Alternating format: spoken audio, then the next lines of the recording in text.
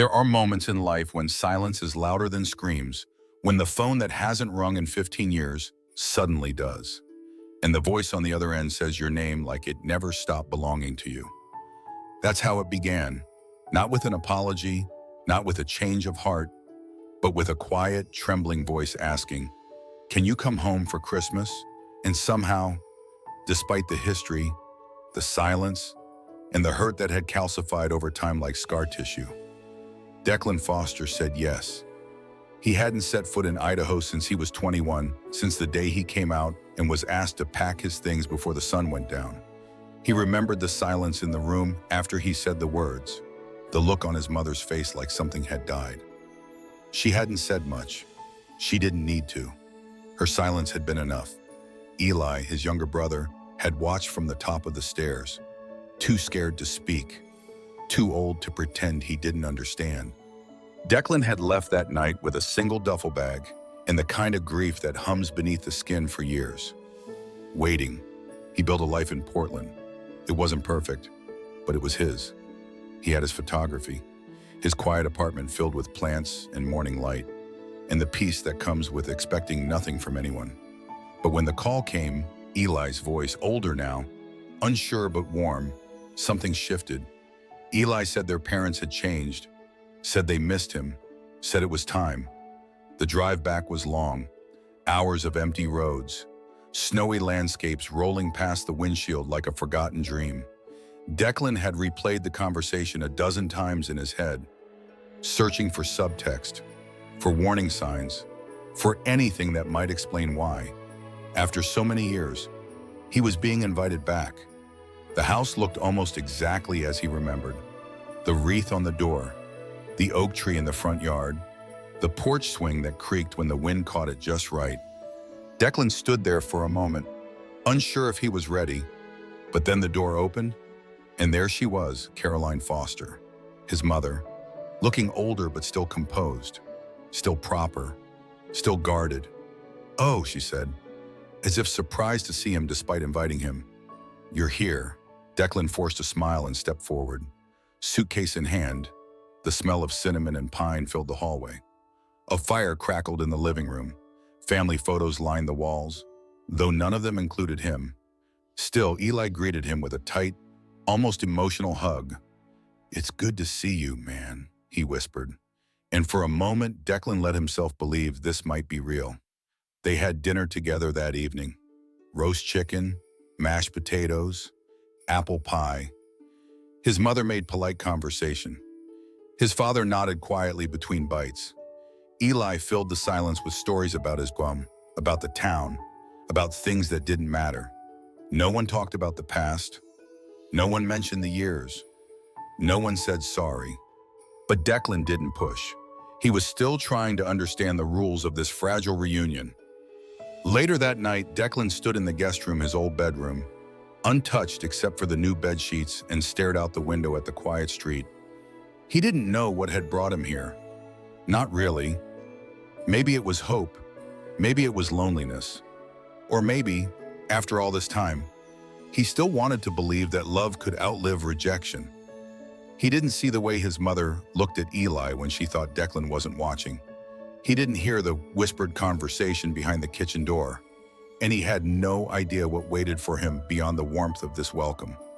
But something was wrong. He just didn't know it yet. If this story speaks to you, don't forget to subscribe to Heart Stories for more powerful, real-life inspired storytelling that touches the soul. The days that followed settled into a strange rhythm. Mornings began with small talk over coffee, followed by long silences that filled the house like fog. Declan kept his camera close, venturing out during the day to photograph the snow-covered streets of his childhood town, trying to find beauty in familiar corners now tinged with discomfort. At night, he returned to the house that used to be his, where the heat from the fireplace never quite reached the cold behind his ribs. His mother was cordial, too cordial. Every word weighed, every smile practiced. She asked about his work, nodded politely at his answers, but never once asked about his life, about love, about friendship, about the years he'd lived without them. His father said even less. A man of faith, He had been the quiet executor of Caroline's disappointment, the one who had looked away as Declan walked out the door. Now he was still looking away. Only Eli seemed genuinely happy Declan was back. He followed him around like a younger brother trying to make up for lost time. He showed him photos from his phone, tried to get him to laugh, told stories as if the years apart had been mere weeks. Declan appreciated the effort, but something about Eli's energy felt nervous, almost desperate. He never let Declan help clean up after meals. He winced when Declan asked how he'd been, and he never once mentioned why after a decade and a half of silence, they had suddenly asked him home. The answer came one evening, wrapped in a moment so subtle it almost passed unnoticed. They were at the dinner table. Roast again. Declan pushed his food around, stomach uneasy. While Caroline spoke about a new wing being built at her church, Eli listened, pale and quiet. Declan asked if Eli was okay. His skin had taken on a grayish tone, and he seemed exhausted. "I've just been tired lately," Eli replied with a forced laugh. "Nothing serious." Declan offered to drive him to a clinic the next morning, just to check. His mother stiffened. "He has a doctor," she said curtly. "It's under control." Declan looked at Eli, who didn't meet his eyes. Something twisted in his chest. He let it go. That night, Declan couldn't sleep. The house felt different, less like a home, more like a waiting room. He lay in bed, staring at the ceiling, trying to convince himself that maybe he was just being paranoid, that maybe it was the weight of the past making everything feel heavier than it really was. But then he remembered something. Back when they were children, Eli had once fallen from a tree and broken his arm. Declan had carried him home, tears streaming down both their faces. His mother had called the ambulance, but when the medics arrived, she made Declan wait outside. He remembered the way she looked at him, then not with concern, but with fear, as if his presence alone could make things worse. That same look had been in her eyes at dinner. The next morning, Declan found Eli in the kitchen, hunched over the table, sweating despite the cold. He looked up, startled. Declan walked over and gently pulled back the sleeve of Eli's shirt. A deep bruise ran along his inner elbow, faintly purple, with a fresh puncture mark. "What's going on?" Declan whispered. Eli's lips trembled. "Please don't ask." Declan's heart pounded. "Did someone hurt you?" "No, it's nothing." But the way Eli recoiled, the way he clutched his arm protectively, it wasn't nothing. Declan stood there in the kitchen, unsure what to do. He was back in a house that once cast him out. He was being welcomed without warmth, fed without trust, embraced without truth. And his brother, the only person who still seemed to care, was clearly sick. But no one was talking. No one was explaining. Just silent dinners, just cold smiles, just secrets in every corner. And as the snow fell softly outside, Declan felt a deeper chill settle inside his bones. Something was wrong here. Not just strained, not just awkward, but wrong. And he had a feeling he hadn't been brought back out of love. He had been brought back for something else. He just didn't yet know what it would cost him. The third night felt heavier than the ones before. Declan couldn't explain it, but his body seemed to know something his mind hadn't caught up with yet. His limbs were sluggish, thoughts hazy, like he was moving through fog. He blamed the exhaustion, or maybe the food, or the slow ache of emotional erosion that came with sleeping under the roof of people who once erased you. He had barely touched dinner that night, citing nausea. Carolyn had barely reacted. Eli had barely spoken. The table had been too quiet, the air too still. By the time Declan climbed the stairs, his breath felt thinner, like the walls were closing in. He lay down with the intention of resting his eyes, but didn't remember closing them. When he woke, the first thing he noticed was the ceiling. It wasn't his old bedroom. It wasn't any room he recognized. The lights were too white, the air too dry. There was a steady beep coming from somewhere nearby, and a soft pressure on his hand, an IV tube taped to the skin. Declan tried to sit up, but his body was slow to respond. The room smelled like antiseptic and starch. His mind scrambled for meaning. A hospital. His heart pounded as the door opened and a nurse stepped in, clipboard in hand. She glanced at him, startled. "You're awake," Declan's voice cracked. "What happened? You passed out at home," she said gently. "Your family brought you in. You're in stable condition now." He tried to piece things together, but his memory was blurred. "Why fine? Why am I hooked up to an IV?" The nurse checked his vitals, then flipped through the chart. "You were severely dehydrated. They said you'd been vomiting and fainted." "I didn't vomit," he said. "Throat dry. I felt a little dizzy. That's it." She didn't respond, just made a note on the chart and walked out, closing the door behind her. Declan sat in stunned silence. Something wasn't adding up. He looked down at his wrist. A hospital ID band was snug against his skin name, date of birth, and below that, in bold black print, donor. His stomach dropped. He ripped the IV from his hand and stumbled out of bed. His legs barely held him up, but adrenaline forced him forward. The hallway was quiet. He passed a nurse station where two staff members whispered over a clipboard. No one stopped him. He reached the door at the end of the corridor, marked consultation room, and pushed it open. Inside sat a man in scrubs, mid-30s, glasses slightly askew, a coffee cup in his hand. He looked up, startled. Then his face changed. Declan's mind raced. The face was familiar. High school, debate club, late-night tutoring. Micah Reynolds, one of the few people who'd ever stood by him back then, who'd known about his sexuality before even Eli did and had promised to keep it safe. Micah stood up immediately. "You're not supposed to be awake yet." Declan's voice trembled. "Why am I listed as a donor?" Micah blinked, then shut the door behind them. "Declan, calm down. You were brought in unconscious with signed authorization. Your mother said you had agreed to donate a kidney. The surgery's scheduled for tomorrow morning." His knees buckled slightly. "That's not possible. I never signed anything." Micah's brow furrowed. "You're saying you didn't consent. I'm saying I didn't even know my brother was sick until 2 nights ago." There was silence between them, charged and terrifying. Then Micah walked to the desk, pulled a file from the tree, and opened it. "She handed us these yesterday. Medical clearance, consent forms, legal authorization." He handed Declan a copy. Declan's eyes scanned the signature at the bottom.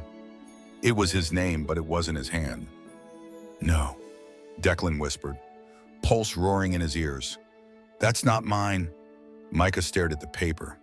"Are you absolutely sure?" Declan looked him dead in the eye.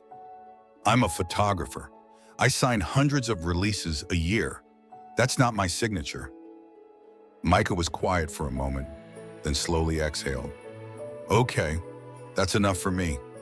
He moved quickly, opening a drawer and pulling out his phone. He began taking photos of every page in the file. "I don't know what they've told you, but this isn't right, and I'm not letting this happen." Declan stood frozen. The world tilted. Everything he had feared, every unspoken tension, every strange smile, every sidelong glance, it all made sense now.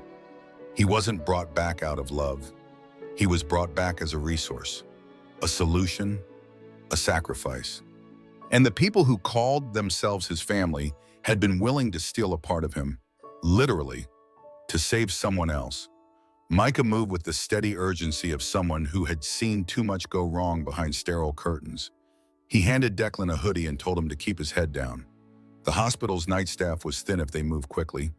No one would ask questions. Declan's hands trembled as he dressed, the shock still clouding his thoughts like a second skin. Somewhere in the building, someone believed they had the right to take a piece of him. Not ask, not plead, just take. As they exited through the staff elevator, Micah spoke in a low voice. "I'll file an internal report. It won't hold unless you press charges." But this, he gestured toward the copies of the forged documents now tucked in Declan's bag. "This could put your entire family under legal scrutiny." Declan didn't respond. His mind wasn't on revenge, not yet. His mind was on the dinner table.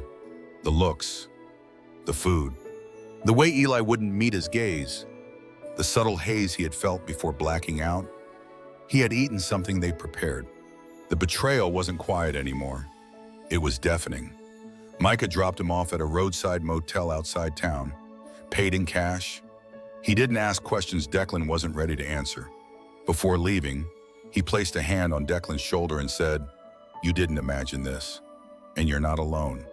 No matter how much it feels that way." The motel room was dim, the air stale, but Declan welcomed the anonymity. He locked the door, bolted it, shoved a chair against the handle out of instinct. Only then did he allow himself to breathe. He sat on the edge of the bed, pulled out the file Micah had given him, and read each line slowly.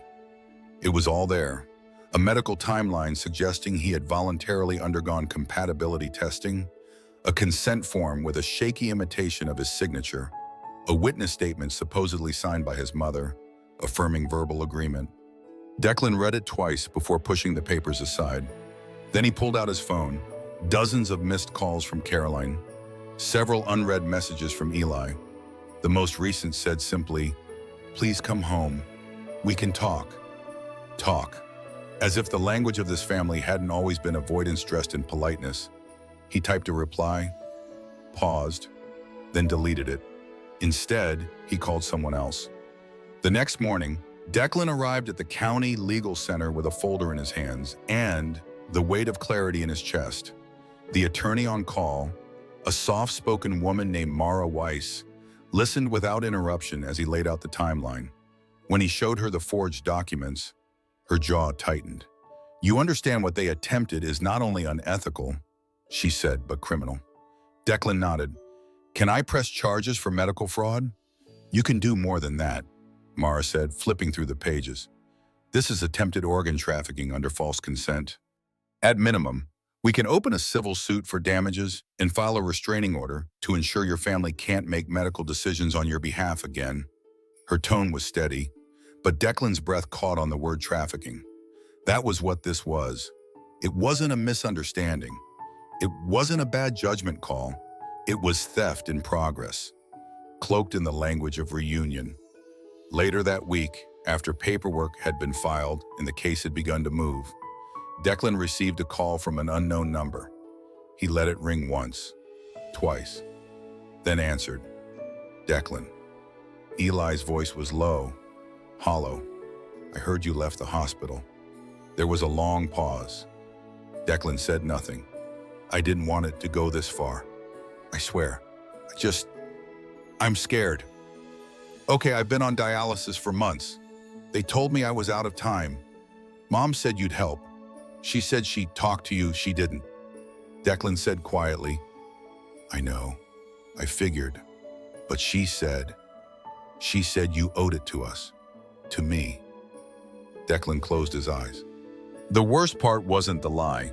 It was the fact that Eli and the one person he thought might have loved him unconditionally had gone along with it, had watched him sit at the table, had watched him drink the wine, had watched him fade. "She said we had to make things right," Eli whispered. Declan's voice came slow, steady. "Making things right doesn't mean stealing part of someone's body. It means facing what you did and asking for forgiveness, not demanding sacrifice." "I'm sorry." Declan hung up. He didn't cry. There was no room left for tears, only a strange, hollow clarity, the kind that follows disaster, when the dust settles and reveals the exact shape of the damage. That evening, he walked into Micah's clinic and dropped off a package copies of the documents, signed and notarized, ready for court. Micah asked if he was okay. Declan nodded. "I'm not angry anymore," he said. "I'm just done." The air outside was sharp with early winter. Declan stood under the flickering street lamp and realized, for the first time in years, he wasn't waiting for anyone to love him enough to stay. He had finally stayed for himself. 3 months later, the courtroom buzzed with the hush unique to small towns hiding large secrets. The Foster family had always been seen as pillars church-going, community-serving, quietly proud. No one had expected their name to echo through court transcripts, tied not to charity or school boards, but to medical fraud and attempted coercion. Declan sat silently at the plaintiff's table, posture composed, fingers folded over each other. He wore a plain suit, no anger on his face, no grand theatrics, just presence, a thing his family had tried to erase for years. Micah was the first to testify. He spoke with clinical precision. He explained how Declan had been brought in, unconscious, how the documentation had arrived already signed, how the handwriting did not match any sample of Declan's that they could verify. Then came the detail that shifted the room's air. Declan had not, at any point, been made aware of the surgery. Everything had moved forward under the assumption of family authorization. Then came the nurse's testimony, the one who had brought in Declan's intake form. She admitted under oath that Carolyn Foster had insisted she was handling it all and pressured the staff to limit questions. Finally, Declan took the stand. He didn't tell the court what it was like to be disowned at 21. He didn't revisit the nights he cried himself to sleep in his first one-bedroom apartment or the birthdays passed in silence. He didn't speak about the time he learned to say, "I'm fine," when he wasn't. Instead, he read a letter, short, calm, brutal in its restraint. "I returned to Idaho because I wanted to believe my family had changed. I now understand they did, just not in the way I hoped. I was not brought home to be welcomed. I was brought home to be harvested. And yet, I do not hate them. I only refuse to belong to people who see me as a solution instead of a son. I will heal. I already am.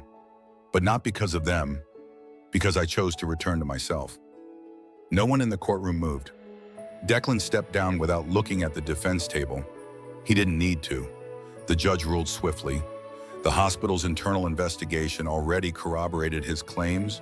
The consent forms were ruled fraudulent.